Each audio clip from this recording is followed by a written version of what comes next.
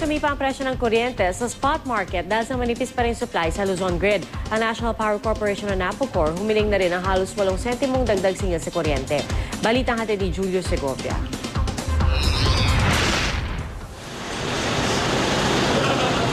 Humihirit ng dagdag singil ang Napocor sa Energy Regulatory Commission na taasan ng universal charge para mabawi ang higit 5 bilyong pisong ginastos sa pagpapailaw sa mga liblib na lugar sa mga isla.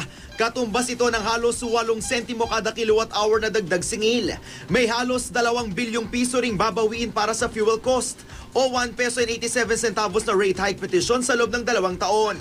Gusto ring singilin ang ipinaluwal na higit 8 milyong piso para sa mga naging gastos sa paggalaw ng piso sa palitan kontra dolyar. Pag-aaralan pa rin kung itong mga gastos na ito ay talagang actual nga na na-incur ng NPC at dapat na mabawi niya sa pamamagitan ng either ng generation charge or kaya ay ng universal charge. Hindi malayong sumipa rin ang presyo ng kuryente sa spot market dahil nananatiling manipis ang reserba sa Luzon.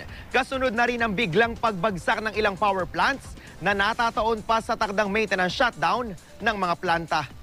May epekto sa singil sa kuryente ang manipis na supply. Kaya para sa bayan muna, dapat managot ang mga plantang bigla-biglang pumapalya.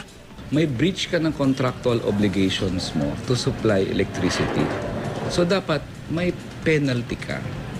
Commensurate sa itataas ng kuryente kung ikaw ay nag-shutdown at tumaas ang presyo ng kuryente. May pagkakataon na kahit paman na mayroong pagmimintina ay masisiraan ka. Ang kanilang pinaka-disincentive naman dito ay kung hindi sila tatakbo, sila din ang mawawalan. Bilang tugon, pinalawig ng ERC ang pagpapatupad ng itinakdang secondary cap sa presyo ng kuryente sa spot market. Ipapako lang sa higit 6 pesos ang kuryente sa merkado kapag lumagpas ng 8 pesos kada kilowatt hour ang average price ito sa loob ng 3 araw.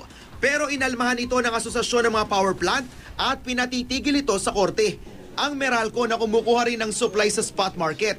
Pabor naman sa ginawang pagtatakda ng presyo ng kuryente sa WESM. It will result to lower spot market prices.